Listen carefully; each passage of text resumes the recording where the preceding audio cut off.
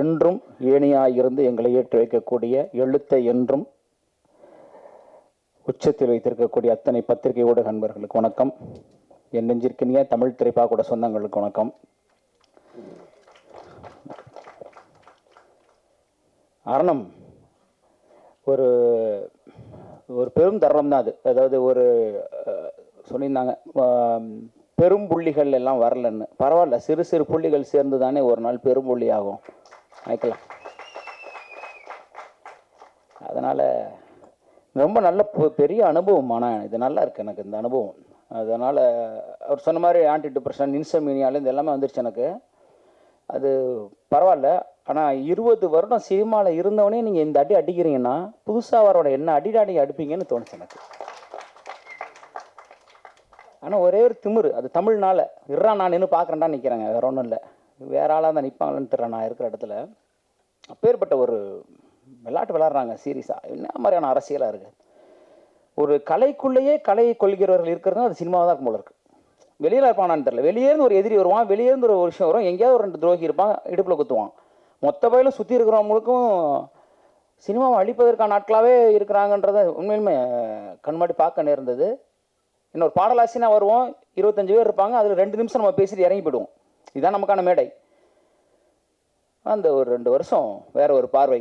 இங்கே வந்திருக்கக்கூடிய அனைவருக்கும் நன்றி. நான் சொன்ன மாதிரி மோகன் அவர்களெல்லாம் வெளியாலாம் கிடையாது. அதனால தான் நான் அவரை நான் விருப்ப விருந்தினர் லிஸ்ட்லேயே சேர்க்கல. அவர் என் குடும்பம், எனக்கு 15 வருடம் எனக்கு தெரியும் மோகன் அவர்களை. நான் ஒரு அடிப்படையிலேருந்து நாங்கள் பயணிச்சிருக்கோம். பழையவனார்பேட்டைக்கு முதல்ல இருந்து அவர் எனக்கு பழக்கன்றதுனால ஒரு முறை சொல்லியிருக்காரு, அண்ணே ஒரு புது பையனுக்கு பாட்டு தரேண்ணே, குக்குன்னு ஒரு பாட்டு எழுத போகிறானே, நீங்கள் என்னென்ன சொல்கிறீங்கன்னாரு. சந்தோஷமாக கொடுங்கன்னு சொன்னேன் அவர்கிட்ட. எனக்கு பாட்டு வேணான்னு சொல்லி நான் ஒரு புது பையனுக்கு பாட்டு கொடுத்தேன், அந்த திரௌபதியில் நினைக்கிறேன். எனக்கு வேணாம் மோகன், நான் எழுத 400 ஒரு பாடல் ஆயிரும், நீங்கள் அந்த புது பையனுக்கு கொடுங்கன்னு அந்த பையன் எனக்கு பேச வச்சார். அந்த பையனுக்கு பேசினாப்புல ரொம்ப மகிழ்ச்சி. ரொம்ப யதார்த்தமான ஒரு கலைஞன் அவர், பெரிய தில்லு உள்ளவர். அதுதான் வேணும் இன்னைக்கு. அதெல்லாம் இன்னைக்கு காணா போச்சு. இன்னைக்கு கலைஞர்கள் வீரியமே இல்லாமல் இருக்கிறாங்கன்றது ரொம்ப கோபமாக இருக்குது. மோகனுக்குலாம் சரியான வீரியம் இருக்குல்ல. இப்படி தான் அன்றைக்கி எல்லா கலைஞர்களுமே இருந்தாங்க. நீங்கள் யோசிச்சு பாருங்கள், ஒரு காலகட்டத்தில் அவ்வளோ தைரியமான வீரியமான கலைஞர்கள் இருந்தாங்க. படமே நீ பார்க்க கஷ்டமாக இருக்குது. வெட்டுறான் குத்துறான் இருக்கட்டும், என்னமே. அதில் நன்றி மோகன் அவர்களே. இருந்தாலும் சொல்கிறதுக்காக ஒரு பேச்சுக்காக மகிழ்ச்சி. ஒரு 3 தரப்பாக பேசியிருந்த இடத்துல அரணம் குழுவுக்கு என்னுடைய நன்றியை தெரிவிச்சுக்கிறேன். முதல்ல கதைநாயகி வர்ஷா, அதாவது தன்னுடைய இசை வெளியீட்டு விழாக்கு, தன்னுடைய படத்துடைய ப்ரொமோஷனுக்கே வரமாட்டாங்க கதைநாயகிகள். இந்த பொண்ணு எனக்கு கிட்டத்தட்ட அசிஸ்டன்ட் ரைட்டர் மாதிரி அவ்வளோ வேலை பார்த்துருக்காங்க. அது இப்படி ஒரு கதாநாயகி கிடைப்பாங்கன்னா கிடைக்க மாட்டாங்க சத்தியமாக. அதாவது அவங்களுடைய ஷெடியூல் முடிச்சுட்டு போயிடுவாங்க. நீங்கள் நம்ப மாட்டீங்க, மொத்த படமும் அவங்க என் கூட தான் இருந்தாங்க முழுக்க. நீங்கள் இருந்துருங்கன்ட்ட. ஏன்னா எங்களுக்கு எந்த கேப் கிடைக்குமோ எங்களுடைய காம்பினேஷன் நாங்கள் பதிவு செஞ்சுட்டே இருப்போம். 12-12:30 மணிக்கு திடீர்னு போய் சேலை மாற்றிடுவாங்கன்னு சொல்லுவேன். நம்ம அப்படியே சட்டை மாற்றி வந்துடலாம். ஓடி போயிட்டு தடன்னு ஓடி கிளம்பி வருவாங்க. அவ்வளோ தூரம் இந்த நிமிஷம் வரைக்குங்க ஒரு சப்டைட்டில் ஒரு சின்ன ஒரு திருத்தம் இருக்குன்னா அதை அவங்க பார்த்து சொல்லிட்டு இருக்கிறாங்க. ஆச்சரியமாக இருக்குது. என்ன கேட்டிங்கன்னா அவங்க கதை நாயகின்னு சொல்கிறோட ஒரு சிறந்த கலைஞர்னு சொல்லுவேன் இந்த படத்துக்கு. நான் அப்படி தான் அவங்கள சொல்கிறேன். ரொம்ப நன்றி. அதே போல் ஒளிப்பதிவாளர் அவரும் ரொம்ப சிறப்பு. ஒரு முறை என்ன அவருடைய தப்பாடுத்துக்கேன் சார், அவரோட வயது கருதி மேலே ஒரு உயரத்தில் ஏறி ஒரு சின்ன அரசெங்கல்ல நடக்கணும், விழுந்தாருன்னா முடிஞ்சு போச்சு. அந்த அரசெங்கல்ல ஏறி ஷூட் பண்ணணும்னு சொல்லிட்டு இருக்கேன். சார் இது மேலே ஏறி நடக்க முடியுமா? அரசெங்கல் செவ்வறு தான் இருக்குது பில்டிங் மேலே. திரும்பி பார்த்தா கேமரா தூக்கிட்டு மேலே ஏறிட்டார். எனக்கு பக்குது அசால்ட்டாக எடுத்துட்டு. அதெல்லாம் பெரிய விஷயம். ரொம்ப நன்றி சார் அந்த வகையில். அதே மாதிரி இந்த படத்துக்கு ரொம்ப முக்கியம். ஏன்னா இந்த கதை எப்படிப்பட்ட கதை, அதை கொடுத்து நான் அடுத்து பதிவு செய்கிறாங்க.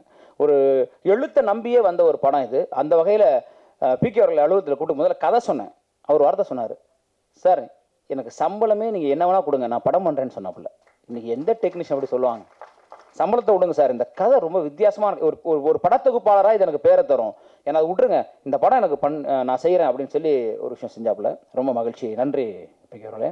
அதே போல் என்னுடைய இசையமைப்பாளர் இன்னொரு கதையனாகி எல்லாருக்கும் ஒரு சிக்கல் இருக்குது. உங்கள்கிட்டையும் ஒரு வேண்டுகோள் வச்சுக்கிறேன், தயவு செஞ்சு பார்த்துக்குங்க. சுற்றி காய்ச்சலாக இருக்குது, எல்லாருமே உடல்நிலை சரியில்லாமல் இருக்காங்க. அதனால் ஒரு அன்போடு நான் உங்களை கேட்டுக்கிறேன். நீங்கள் தண்ணி குடிக்கிறது எல்லேருந்து சாப்பிட்றது எல்லாமே பார்த்துக்குங்க. ஓமந்தூராரில் ஒருத்தர் அட்மிட் ஆகிருக்காப்புல, இசையமைப்பாளர் ஒரு இடத்துல அட்மிட் ஆகிருக்காப்புல, இந்த பொண்ணு மதுரையில் அட்மிட் ஆகிருக்கு. எல்லாருக்குமே உடல் சரியில்லாமல் போகுது. ஒரே மாதிரியான பிரச்சனை வருதுங்க. அது இந்த மழைக்கு பிறகான சிக்கலான்னு எனக்கு தெரியல. நீங்கள் எல்லாருமே வெளியே போயிட்டு இருக்கிறவங்க, வெளியே சாப்பிட்றவங்கன்றதுனால ஒரு அன்பு கோரிக்கையாக வைக்கிறேன். தயவு செய்து உங்களுடைய உடல்நிலையை பார்த்துக்கோங்க. தண்ணி உணவில் மட்டும் கொஞ்சம் கவனமாக இருங்கன்னு நான் கேட்டுக்கிறேன். இல்லைனா இன்றைக்கி அவங்களாம் வந்திருப்பாங்க, அவங்க வர முடியாது. இசையமைப்பாளரே இல்லை பாருங்கள், அவர் வர முடியாத ஒரு சூழலில் ஒரு சிக்கல் வந்து நேர்ந்தது. அந்த ஒரு சமூக அக்கறையோட உங்களையும் கேட்டுக்கிறேன். நீங்கள் முழுக்க நீங்கள் வெளியே பயணிக்கிற ஆட்கள்ன்றதுனால தயவு செஞ்சு கொஞ்சம் பார்த்துக்கோங்க. அது தெரிஞ்சு திரு அன்புமணி அவர்கள் பதிவு செஞ்சார், இந்த மழை வந்து ஒரு டிசாஸ்டர், இதுக்கப்புறம் ஒரு 10 நாள் கழிச்சு ஒரு டிசாஸ்டர் வரும்னு சொல்லி ஒரு முறை சொன்னார். அப்படி தான் நடந்துட்டுருக்கு. அவர் சொன்ன மாதிரி ஒரு மருத்துவன்ற முறையில் அவர் சொன்னது சரியாக தான் இருக்குது. அதனால் கொஞ்சம் நீங்கள் கவனமாக இருக்கணும்னு கேட்டுக்கிறேன். அடுத்ததாக என்னுடைய அன்பு பாடலாசிரியர்கள் பாலா அவர்கள், சகனா அவர்கள் வந்திருக்காங்க. ஒரு சிறந்த பாடல், இன்னொரு பாடலை முருகானந்தம் அப்படின்னு ஒருத்தர் எழுதியிருக்காரு. அந்த ஒன்று பாடல் இருக்குது. சகனுடைய பாடல் வந்து கதை சூழல் கருதி வெளியிட முடியல. எனக்கெல்லாம் அந்த வழி இருந்திருக்கு. கழகத்திலாம் வெளியீட்டுக்கு போய் உட்காந்துருக்கிற என் பாட்டே வரல. என்னது உதயநிதி ஸ்டாலின் படம் கழகத்தில்ன்றாங்க, பாட்டே வரலையே. ஒரு பாடலாசிரியருக்கும் தன் பாடல் வரணும்னு இருக்கும். எனக்கு இந்த பாடலை போட்டால் கதை தெரிஞ்சிடனாலும் போடலாமா, தவறு எடுத்துக்காதீங்க நீங்கள். அது ஒரு சூழலாகி போச்சு. சினமும் அப்படி தான் ஆச்சு. சினம் படத்துக்கு போனால் நம்ம பாடல் வரல. ஸோ மகிழ்ச்சி, வாழ்த்துக்கள் அவங்க 2 பேருக்கும். ஒரு மேடையில் அவங்கள அமர்த்தி என் கூட உட்காந்து வகுப்பில் படித்தவங்களே இன்றைக்கி மேடையில் ஏற்றி பாடலாசிரியராக பக்கத்தில் உட்கார வச்சதை பார்க்கும்போது ரொம்ப மகிழ்ச்சியாக இருக்குது எனக்கு இந்த தருணத்தில். இதுவரை எல்லாரும் வரணும்னு ஒரு ஆசை எனக்கு. வாழ்த்துக்கள் உங்கள் 2 பேருக்கும். வேறு அர்ணம் குழுவில் எல்லாரையும் பொதுவாக நான் கேட்டுக்கிறேன். நன்றி. அடுத்ததாக என்னோடய தயாரிப்பாளர்கள், ஒரு கதை, அந்த கதையை சொல்கிறோம். இப்படி ஒரு வித்தியாசமான கதை இருக்குது, பண்ணுவோங்க. யார் சார் பண்ணுவா? நீங்களாம் நினச்சா நம்மளாம் சேர்ந்து பண்ணலாம், என்ன சொல்கிறீங்க? அப்படிங்கும்போது ஒரே ஒரு ஒத்த மனுஷன், ஒரு பேப்பர் இருக்குது, ஒரு பேனா இருக்குது. இதை வச்சுட்டு ஒரு மனுஷன் அவர் சொல்கிறதுக்கு ஒரு 1.5 கோடி ரூபா ரெடி பண்ணி படம் பண்ணுறதுக்கு வரணுன்றது எவ்வளோ பெரிய விஷயங்க. அதை என்னை நம்பி வந்த என்னுடைய தயாரிப்பாளர்களுக்கு என்னுடைய நன்றியை நான் இந்த இடத்துல தெரிவிச்சுக்கிறேன். ஏன்னா அவங்களுக்கு சினிமாவே தெரியாது, என்ன தெரியும், தமிழில் தெரியும், அவ்வளோதான். அந்த கதையை நம்பி வந்தாங்க. அந்த வகையில் ரொம்ப மகிழ்ச்சி. அதில் நான் ஒரு விஷயம் ரொம்ப உறுதியாக இருந்தேன். அதாவது பாடலாசிரியர் பிரியன்ற ஒருத்தன் திருச்சிராப்பள்ளியிலேருந்து 2003 சென்னைக்கு வர்றான். அவன் பயணிக்கிறான், போராடுறான், 10 வருஷம் படாது பாடுபடுறான். சாப்பாடு இல்லை, வண்டியை பெட்ரோல் இல்லாமல் தள்ளுறான். எல்லாம் பண்ணிட்டு தனக்கான வீடு வாங்கியாச்சு, கார் வாங்கி இடம் வாங்கியாச்சு. தமிழ் இந்த திரைப்பாடல் அவனுக்கு அந்த இடத்த கொடுத்துச்சு. அப்புறம் என்ன பண்ணுறது? 10 வருஷத்துலேயே ஒரு இடத்த கொடுத்துருச்சு. வெற்றி பாடல்களோடு நெறிஞ்சு நிற்கிறோம். நிச்சயமாக தோணுச்சு, ஒரு பாடலாசிரியர் நம்ம சொல்லிக் கொடுக்கல, ஒரு பாடலாசிரியர் வழிகாட்டலை, ஏன் நம்மளும் இப்படி இருக்கணுன்றதுனால தான் 2013 தமிழ் திரைப்பாக்கூடம் அப்படின்ற ஒரு விஷயத்தை நான் கொண்டு வந்தேன். ஏன்னா நான் கேட்டிருக்கேன் மூத்த பாடலாசிரியர்கள்ட்ட, ஏன் அங்கே பண்ணுறீங்கன்னு மூஞ்சி நேரம் சொன்னாங்க. நீங்கள் பாட்டு எழுதுங்க, நான் எழுதுறேன், நீங்கள் எதுக்கு முன்னாள் கொண்டு வரீங்க, நீங்கள் எப்படி இருக்கீங்க, நீங்கள் சும்மா இருங்க, பண்ணாதீங்கன்னு அதை தவிர்த்துட்டு தான் இருந்தாங்க. பெரிய பாடலாசிரியர் நம்ம தலைமுறை கடந்த மூத்த கவிஞர் வாலியவர்கள் மட்டும்தான், யாருமே செய்யாத விஷயம் நீ செய்ய அப்படின்னாரு. எனக்கு கண்ணதாசனுக்கெல்லாம் பாடலாசிரியர் தான் பேர் வரும், ஆனால் உனக்கு தான் பாடலாசிரியர் உருவாக்கிய பாடலாசிரியன் பேர் வரையா அப்படின்னு வார்த்தை சொன்னார். அந்த ஒரு மகிழ்ச்சி. அப்போ 13லேருந்து 23 வரைக்கும் என் 10 வருஷம் நான் அப்படி தான் வாழ்கிறேங்க. என்னுடைய பாடல்கள் குறைஞ்சி போச்சு. நீங்கள் பார்த்தீங்கன்னா தெரியும், 2003 to 2013 வரைக்கும் தட்டி தூக்கியிருப்பேன், அவ்வளோ பாடல்கள். அப்புறம் 13லேருந்து 23 வரைக்கும் பார்த்தீங்கன்னா எழுதிட்டு தான் இருக்கேன். இப்போ வரைக்கும் எழுதிட்டு தான் இருக்கேன். இருந்தாலும் பார்த்தீங்கன்னா கொஞ்சம் கம்மியாக இருக்கும். ஏன்னா நான் சம்பாரிச்சு இன்னொரு கார் வாங்கலாம், இன்னொரு வீடு வாங்கலாம். அதனால் என்ன பண்ண போகிறோம்? போகும்போது ஒன்றும் கிடையாது. ஒரு 10 பேருக்கு அறிவை கொடுத்து செல்வது, அறிவு தானம் தான் எங்கள் குலத்தில் மிக சிறந்தது. சாப்பாடு போட்டு அடுத்த பசிக்கும், ஆனால் அறிவை கொடுத்துட்டானா அவன் காலத்துக்கு நிலைச்சு நிற்பான். அப்புறம் நான் படித்தேன், தமிழ்னு மேடை பேசிக்கிட்டு வளர்த்துக்கிட்டு கட்சி வளர்த்துக்கிட்டு இருக்கிறதுக்கு அதுக்கு நான் சொல்லிக் கொடுக்குறதா உண்மை. தமிழுக்கு நான் திருப்பி என்ன செய்கிறேன்னு ஒன்று இருக்குல்ல. என் மொழி எனக்கு உணவிட்டு இருக்கிறது, என் மொழி எனக்கு கலை கற்பித்திருக்கிறது, என் மொழி என்னை வாழ்வித்திருக்கிறது. அந்த மொழிக்கு நான் என்ன செஞ்சேன்றதான் அப்போ தான் நான் கலைஞன்னு சொல்லிக்கிறது எனக்கு தகுதி இருக்குது. அந்த வகையில் ஒரு 200-250 பேருக்கு எந்த பாரபட்சமும் மற்ற ஒருத்தர் சொன்னார், உங்களுக்கு எதிரிகளை நீங்களே உருவாக்கி கொண்டீர்கள்னாரு. நான் ரொம்ப மகிழ்ச்சி. போர்க்களத்தில் நிற்பதற்கான தைரியமும் துணிச்சலும் எனக்கு இருக்கிறது. என் எதிரில் நிற்பவன் ஜெயிச்சால் நான் தான் ஜெயிச்சேன், தோத்தால் நான் தானே ஜெயிச்சேன். என் பிள்ளைங்க தானே அதெல்லாம். அந்த மாதிரி அதில் ரொம்ப மகிழ்ச்சி. அதன் வழியாகத்தான் இன்னைக்கு அர்ணம் வந்தது. கதையை நம்பி வந்தாங்க, அவ்வளோதான் நான் சொல்லுவேங்க. கதையை நம்பி வந்த தயாரிப்பாளர்கள் பிரச்சனைகள் இருக்க தான் செய்தது. ஒரு இயக்குனராக படம் எடுக்கும் பொழுது ஒரு விஷயத்தை பார்க்கும்போது மாற்றணும்னு தோணுச்சு. அப்போ தான் மோகன் அவர்கள்லாம் வந்தாங்க. மோகன் என்ன விஷயங்கள், அவர் சில விஷயங்கள் சொன்னாங்க. அப்புறம் இப்படின்னு மாற்றி பிரச்சனை, அதாவது சினிமா பிரச்சனை தான், அது இல்லைன்னு சொல்ல மாட்டேன். வருத்தம் என்னன்னா, இப்படி பிரச்சனையவே ஒருத்தன் வாழ முடியுமா சினிமாவில்? வெளியேருந்து பிரச்சனை வந்தால் சமாளிக்கலாம். இப்போ சேகுவேராவுக்கும் பிடல் காஸ்ட்ரோவுக்கும் அமெரிக்க ஏகாதிபத்தியத்துலேருந்து தான் பிரச்சனை வந்தது. சேகுவேராவும் பிடல் காஸ்ட்ரோவே பிரச்சனை இருந்தால் என்ன பண்ணுறது? இங்கே அப்படி தான் இருக்குது இல்லையா? அமெரிக்க ஏகாதிபத்தியம் இருந்துச்சு, தைரியமாக எதிர்த்தாங்க. அதுக்கு ஒரு காரணம் இருந்து வெளியேருந்து ஒருத்தன் உள்ள வந்தான்.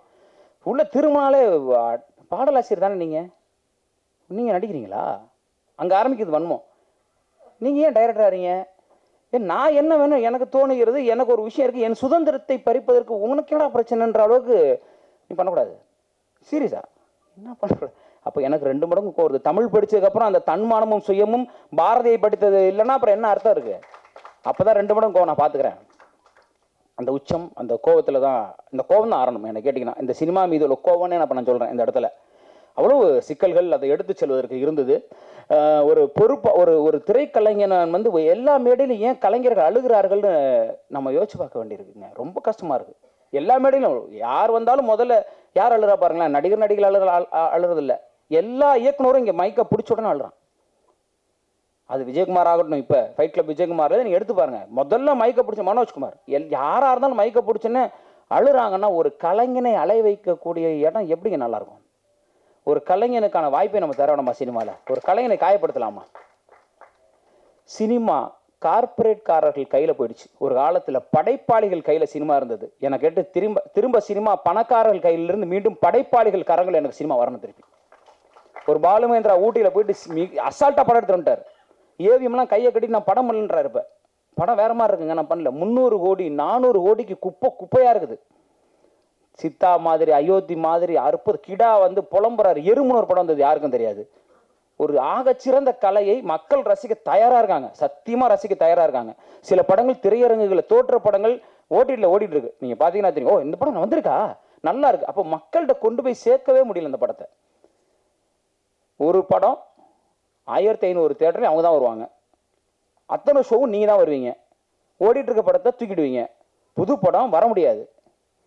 ஆரணம் தோற்றாலும் அதை எதிர்கொள்ள தயாராக நான் நினைக்கிறேங்க. அந்த ஒன்றில் தான் நான் நின்றுருக்கேங்க. சும்மா நாச்சுக்கு நான் ஆரணம் ஜெயிச்சிரும், ஆரணம் பயங்கரமாக அப்படியே ஆகிடும்லாம் எனக்கு தெரியாது. ஏன்னா இந்த கும்பலில் இதுக்கப்புறம் அட்லீஸ்ட் நான் படத்தை எடுத்து ரிலீஸ் பண்ணுற தில் எனக்கு இருக்குடான்றது அவ்வளோதான். எனக்கு அதுக்கு தான் வந்து நிற்கிறேன். அவ்வளோதான். எதிர்கொள்றதுக்கு தயாராக இருக்கேன். அதாவது உண்மையை சொல்ல போனால் இந்த திமிங்கலங்களுக்கு மத்தியில் நான் தோல்வியை எதிர்கொள்வதற்கு தயாராக வந்து நிற்கிறேன். அவ்வளோதான். அப்புறமா அடுத்து படம் பண்ணணும், அதுக்காக ஓடிலாம் போயிட மாட்டேன். அதான் உண்மை. ஸோ படைப்பாளிகள் கரங்களில் திருப்பி சினிமா வரணும். எங்களுடைய தனித்தனி படைப்பாளிகள் எடுத்த சினிமா எங்களுக்கு மீண்டும் வேணும். உங்கள் 200 கோடி 300 கோடி குப்பைகளை தயவு செஞ்சு எங்கேயாவது எடுத்துப்படுங்க. நல்ல நல்ல கலைஞர்களை, நல்ல கலைகளை கொண்டாடுவதற்கு எங்கள் பத்திரிகையாளர்கள் இருக்கிறார்கள், மக்கள் இருக்கிறார்கள். இடையில பூந்துட்டு நீங்கள் பண்ணுற அட்டகாசம் தாங்க முடியல. ஒரு இடத்துலையும் நீங்கள் கொடுக்கக்கூடிய சிக்கல்கள் வந்து சினிமாவை சீரழித்து கொண்டிருக்கிறது. ஒரு படம் எடுத்தா ட்ரக்ஸு அட்டி தட்டி வெட்டி இதையே நீங்கள் படமாக காமிச்சிங்கன்னா மக்களுக்கு என்ன சொல்கிறீங்க? மக்களுக்கு என்ன கருத்தை நீங்கள் கொடுக்குறீங்க? என் படத்துல வெட்டு இருக்குங்க, எதுக்கு வெட்டுறான்? என் படத்துல பிரச்சனை இருக்குங்க, எதுக்கு பண்ணுறான்? சமூக அறம் வேணாமா ஒரு கலைஞனுக்கு? ஒரு கலைஞன் ஒரு கதையை பேசுகிற பொழுது, ஒரு கலையை மக்களிடம் கொண்டு செல்கிற பொழுது ஒரு அடிப்படை அறம் வேணாமா? ஏன் சித்தா கொண்டாடப்படுது? ஒரு பெண் குழந்தை மீதான பாலியல் வன்முறையை பேசுகிற பொழுது எத்தனை குடும்பங்களுக்கு அது போய் சேருது? ஏன் அயோத்தி கொண்டாடப்பட்டுச்சு? எங்கிருந்தோ அந்த வடநாட்டு பெண்ணுக்கான ஒரு அன்பை எங்கிருந்தோ ஒருத்தன் செலுத்தினான்ற போது அந்த படம் எவ்வளோ பேருக்கு போய் சேருது? சினிமா சாதாரண கலை இல்லை, அது அற்புதமான ஒரு இடம். அதில் 1000 விஷயங்களை சொல்கிற இடத்துல வந்துட்டு அவ்வளோ ஒரு அட்டகாசமான ஒரு விஷயமா, காசு மட்டும் இருந்தால் போதும் என்ன வேணால் பண்ணிடலான்னு படம் பண்ணுறாங்க. அப்போ பண்ணிட்டு போங்க, ஏதோ ஒன்று பண்ணுங்க. ஆனால் உண்மையிலுமே சினிமா பண்ண விட அது சீரியஸாக கிடா இயக்குனரை நினச்சி பார்க்கும்போது வருத்தமா. 10 டிக்கெட்டுக்கு கிடையாது வெளியே போனான்னு சொல்கிறாங்கன்னா எப்படி ஒரு திருப்பி கிடா எடுப்பார்? அழகர் சாமியின் குதிரை எடுத்த சுசீந்திரன் என்ன பண்ணிருக்காரு? நான் மகானாரில் எடுத்து 100 நாள் வெற்றி பெற்ற அவர் எந்த தைரியத்தில் அழகர் சாமியின் குதிரை எடுத்து வந்து பண்ணார்? அவரை திருப்பி அடித்து விரட்டி அவர் திருப்பி கமர்ஷியல் சினிமாவுக்கு போயிட்டு இருக்காரு. இப்போ கலைஞர்களை ஊக்குவிக்க வேண்டும்ன்றது, ஏன்னா ஒரு கலைஞனா அந்த வேதனை எனக்கு இருக்குது. இப்போ இந்த இடமே எனக்கு அதுதான் நான் பதிவு செய்ய விரும்புகிறேன் நம்பரில். அதாவது என்ன செய்யும் சினிமா, என்ன ஒரு பொறுப்பாக என்ன ஆகுது? ஆன்டி டிப்ரெஷன், இன்சம்னியா, அதாவது போயிடுச்சு, உச்சகட்டத்துக்கு போயிடுச்சு. ஒரு ஆரம்பத்தில் நிற்கும் போது ஒரு 100 பேர் நிற்கிறான், திரும்பி பார்க்கும்போது இந்த வடிவேல் காமெடியில் வர மாதிரி எங்கடா இங்கே இருந்த ஒருத்தனையும் காணான்ற மாதிரி ஓடி போகிறான். ஒருத்தருமே இல்லைங்க பின்னாடி. பாடலாசிரியர் பிரியம் மட்டும் நிற்கிறான், எங்கடா யாரையும் காணோம்.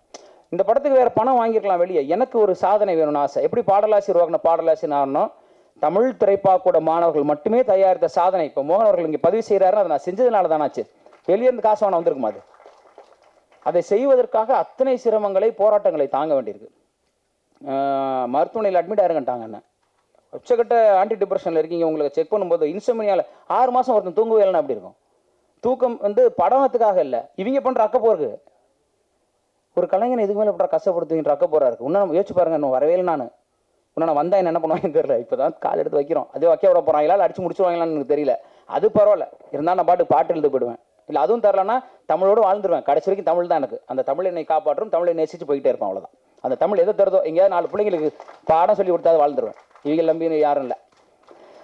ரொம்ப வருத்தமாக இருக்காது, தவறாக எடுத்துக்காதீங்க. என்னுடைய உணர்வை இங்கே இதை விட்டால் இந்த மேடையில் பதிவு செய்ய முடியாது. ஏன்னா இன்னும் நான் வெளியே வரல.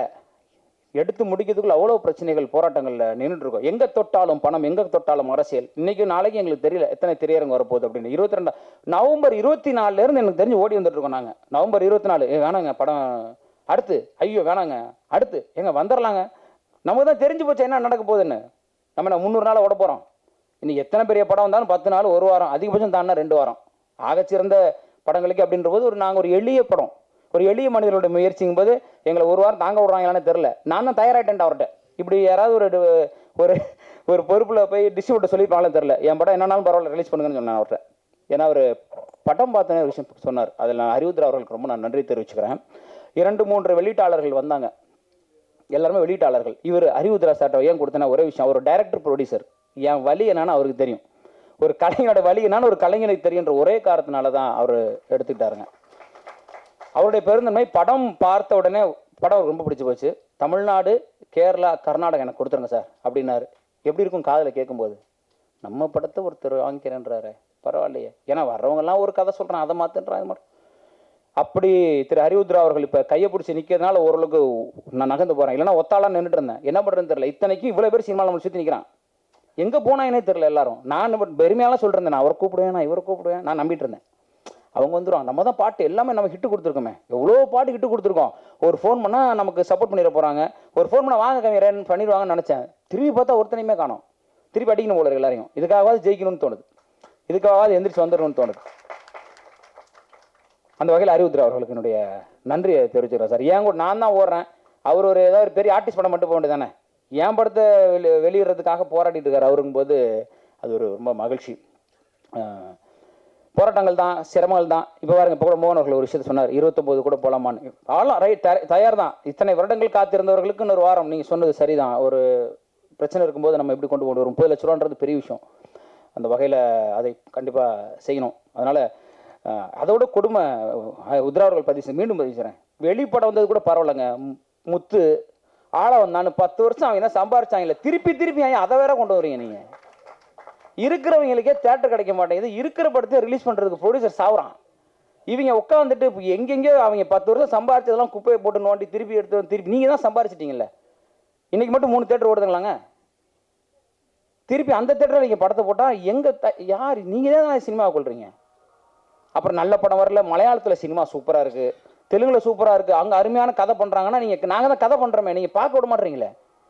நீங்கள் திருப்பி வேறு படங்களை 10 வருஷம் கழிச்ச படம் தேவையாங்க? நீங்கள் சொல்லுங்கள். அவன் டிவிலே 100 தடவை பார்த்துருப்பாங்க மக்கள். அதை இன்றைக்கி போய் திரையரங்குக்கு போய் பாருங்க, வெளியே முழுக்க ஏதோ 10 வருஷம் பழைய படம் போஸ்ட் ஒட்டி வச்சிருக்காங்க. இல்லைனா ஹிந்தி படம் இருக்குது. அக்வாமேனுக்கும் நமக்கு என்னங்க சம்மந்தம் இருக்குது? அக்வாமேனுக்கும் நமக்கு என்ன சம்மந்தம் இருக்குது சொல்லுங்கள். அவன் சம்பாதிப்பாங்க, உலகளாவியாலும் சம்பாதிப்பான். என் தயாரிப்பாளர் அத்தனை 1000 படத்தை வச்சுக்கிட்டு எங்களுக்கு ஒரு கடன் கழிச்சிடாதா? அந்த படத்துக்கு பின்னாடி ஒரு 1000 குடும்பம், 500 குடும்பம் இருக்குது. அவெல்லாம் ஒரு சினிமா ஜெயிச்சிட மாட்டோமா, வந்துட மாட்டோம். நம்மனா நீங்கள் அக்வாமேனு டங்கு டுங்குன்னு நீங்கள் கொண்டு வந்தீங்கன்னா அதையாவது விட்டு தொலைங்க. முத்துவெல்லாம் இப்போ யாருங்க கேட்டாப்பாங்க? டிவியில் ஒரு 300 தடவை போட்டாங்க.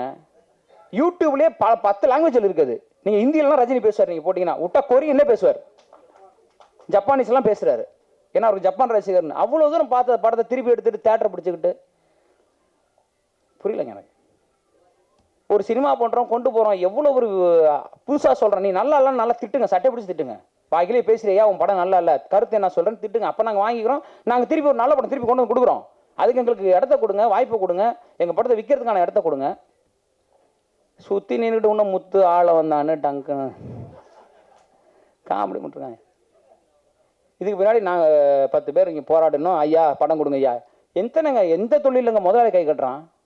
கார்பரேட்காரன் கையை வைக்கிறானே. எங்கே போனாலும் பணம் போட்ட ப்ரொடியூசர் தான் கை கட்டுறான். எந்த தொழில் அது நடக்குமா? அது நமக்கு வரவும் மாட்டேங்குது. வேற நம்ம கட்டி பழக்கிறதா பரவாயில்ல. நம்ம இப்படி நிற்கிற ஆள் பழகிட்டோம் இப்படி என்னன்னு ஒன்றும் நடக்க மாட்டேங்குது. சரி, நடக்குது, நடக்கட்டுங்க. ரொம்ப மகிழ்ச்சி ஐயா. என்னுடைய படத்துடைய முதல் பார்வையும் பத்திரிகையாளர்கள் தான் வெளியிட்டீங்க. நான் என்றைக்குமே உயிரா நேசிக்கிற பத்திரிகையாளர்கள், உங்களுக்கு தெரியும்.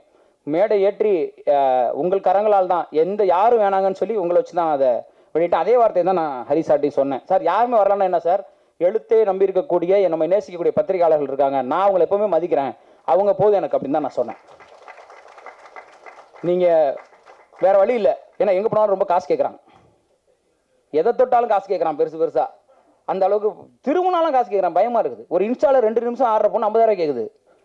ஓ ஹீரோயினுக்கே சம்பளம் கொடுக்க மாட்டான், ஏன் நீங்க என்ன 2 நிமிஷம் ஆடுறதுக்கு 50,000 கேட்குறீங்க? ஒரு பொண்ணு கேரளாவில் ஆடுது 2 lakhs சார் அப்படின்னுச்சு. எதுக்குமா அப்படின்னு, 30 seconds சார். அம்மா 30 நொடி நீ ஆடுறதுக்கு 2 லட்சமாம்மா. எங்க கலைஞன்ட்ட கொடுத்தா 2 வருஷம் விடிய விடிய வேலை பார்ப்போம்மா. அதை கொடுத்தீங்கன்னா எங்க திரும்பினாலும் நம்மளால முடியாதுங்க. நம்மளால ஒரு படம் எடுக்க முடிஞ்சதுங்க, தரமான ஒரு படம் எடுத்திருக்கோம், அதை நம்புறேன் நான். அதுக்கான உத்தரவாதம் நான் உங்களுக்கு கொடுப்பேன். ஏன், ஒரு எழுத்தாளனின் கதை, ஒரு எழுத்தாளனின் கதை இது. அரணம் என்பது ஒரு எழுத்தாளன் எழுதிய கதை. நல்ல கதை கேட்டீங்கன்னா, ஒரு நல்ல கதை பார்க்கணும். ஒரு நல்ல கதை இல்லைங்க, இன்னைக்கு நல்ல பாடலே இல்லைங்க. என்கிட்ட கேட்டாங்க, சார் நீங்க மஸ்காரா போட்டு மயக்கிறீங்க, மக்காயலா போட்டு எழுதுறீங்களே.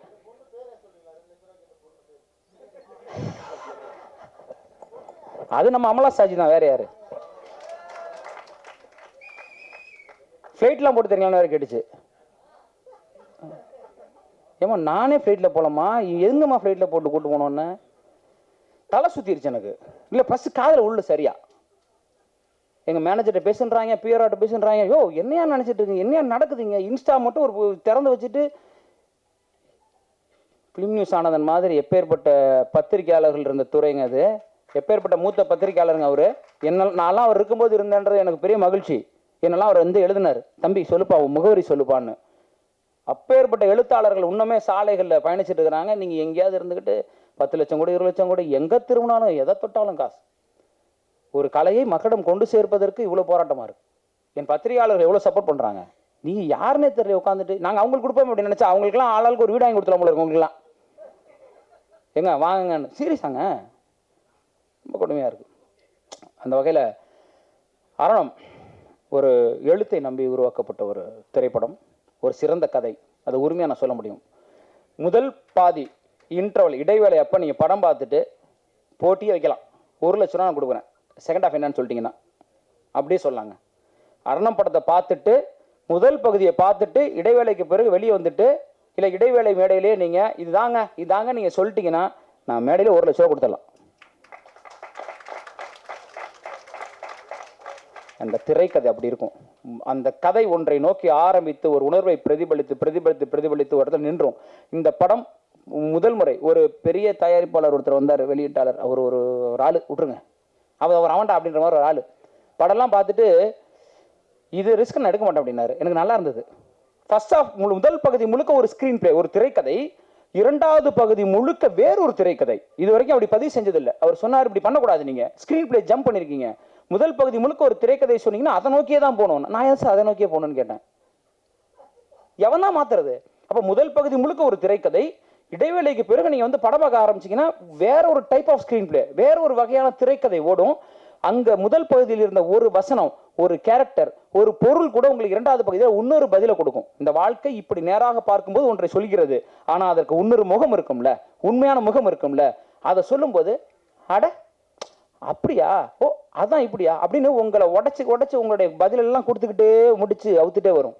அதுவும் ஒரு படத்துக்கு கிளைமாக்ஸை சொல்லிட்டு படம் பண்ணுறதுக்கு பெரிய திமிரு வேணும். நான் கிளைமாக்ஸை சொல்லிட்டேன், நீங்கள் படம் ஆரம்பிச்சு கொஞ்ச நேரத்தில் கிளைமாக்ஸ் தெரிஞ்சிடும் உங்களுக்கு. ஆனால் அது எப்படி நடந்ததுன்னு ஓப்பன் கிளைமாக்ஸ் வச்சுட்டு இதில் ஒரு கதை திரைக்கதை எழுதியிருக்காங்க. ரொம்ப திமிராக இருக்கும் பேசும்போது, அதான் உண்மை. இருக்கிற யதார்த்தத்தை நான் சொல்லி ஆகணும். அப்படிப்பட்ட ஒரு திரைக்கதை. அப்போ ஒரு நல்ல கதையை, நல்ல திரைக்கதையை, ஒரு நல்ல திரைப்படத்தை நீங்கள் பார்க்கணும்னு நம்பினீங்கன்னா நிச்சயமாக அரணம் உங்களுக்கு அதை வழங்கும். எங்களிடம் பெரிய பொருளாதாரம் கிடையாது, எங்களிடம் பெரிய நடிகர் நடிகைகள் கிடையாது, எங்களிடம் பெரும் புள்ளிகள் கிடையாது, எங்களிடம் பெரும் தயாரிப்பாளர்கள் கிடையாது. எங்களிடம் பெருந்தமிழ் இருக்கிறது, நல்ல கதை இருக்கிறது, நல்ல திரைக்கதை இருக்கிறது. எழுத்தை நம்புகிறவர்கள், ஒரு நல்ல திரைப்படம் பார்க்க வேண்டும் என்று நம்புகிறவர்கள், முடிவில் ஒரு நல்ல படம் பண்ணாயா நல்லா இருந்தது அப்படின்னு நீங்க சொல்லக்கூடிய ஒரு படமா அரணம் இருக்கும். இந்த வாழ்வின் எங்கெல்லாம், அதாவது தூர வானில் பறந்தாலும் பறவை மேகம் ஆகாது, மரக்கிளைதான் அதன் கூடு இறங்காமல் போகாதுன்னு ஒரு கவிதை எழுதினேன். அந்த மாதிரி இந்த வாழ்வு எதை நோக்கி நீங்கள் எத்தனை கோடி பேரை சுற்றி வந்தாலும் இறுதியில் நீங்கள் அடைவது உங்கள் வீடு என்கிற கூடு. அந்த வீடும் அந்த வீட்டுக்குள்ள இருக்கிற அந்த 4 பேரும் 3 பேரும் எவ்வளவு முக்கியன்றதான் இந்த அரணம் பேசுது. இந்த சமூகம் எவ்வளவு முக்கியன்றத சாதாரண, அதுக்காக உடனே மெசேஜ் எல்லாம் சொல்றேன்னு சொல்லி நினைச்சிடாதீங்க. கதையோட்டத்தோட போகும். மகிழ்ச்சி, நிறைய பேசிட்டேன்னு நினைக்கிறேன். நல்லபடியாக உங்களுடைய அன்பை கொடுங்கள். இந்த இந்த இதெல்லாம் போனதுக்கப்புறம் என்ன படமான விட்டானுங்கன்னா அடுத்த படத்தில் சந்திப்போம். இந்த படத்தை வெளியிட விட்டாங்கன்னா வெளியீட்டில் சந்திப்போம். படம் கொஞ்சமாவது ஓடிருச்சுன்னா சந்தோஷம். என் தயாரிப்பாளர்கள் ஒரு வார்த்தை சொன்னார், அதுதான் எனக்கு தைரியமே. இவ்வளோ தைரியத்தை நான் தனியாக அப்படி எடுக்க முடியும். என் தயாரிப்பாளர்கள் தோற்றாலும் என்னோடு நிற்பார்கள்ன்ற நம்பிக்கை எனக்கு இருக்கு. அந்த நம்பிக்கையில் தான் படம் பண்ணியிருக்கேன். வெற்றியோ தோல்வியோ எதிர்கொள்ள தயாராக இருக்கிறேன். எது வந்தாலும் ஏற்றுக்கொள்கிறேன். என் படம் நல்ல படம் எனக்கு தெரியும். தோத்ததுக்கு காரணம் சினிமாக்காரன் தான் அப்படின்றத இங்கேயே சொல்லிட்டு, ஜெயிச்சா நாங்கள், தோத்தா நீங்கள் அப்படின்னு ஓப்பனாக சொல்லுவேன் அப்படின்றத இந்த மேடையில் வச்சு நீங்கள் தயவு செய்து என் தமிழ் சொந்தங்கள், என் எழுத்தாளர்கள், என் எழுத்தை தயவு செய்து மக்களிடம் கொண்டு போய் சேர்த்து இந்த ஒரு எளிய கலைஞனை, ஒரு பாடலாசிரியனை, இன்னும் 250 பாடலாசிரியர்களை மேடை ஏற்ற போகிறவனை, இன்னும் 500 கலைஞர்களை மேடைக்கு கொண்டு வர போகிறவனை ஆசீர்வதித்து ஒத்துழைப்பு கொடுங்கன்னு இந்த தருணத்தில் கேட்டுக்கிறேன். நன்றி.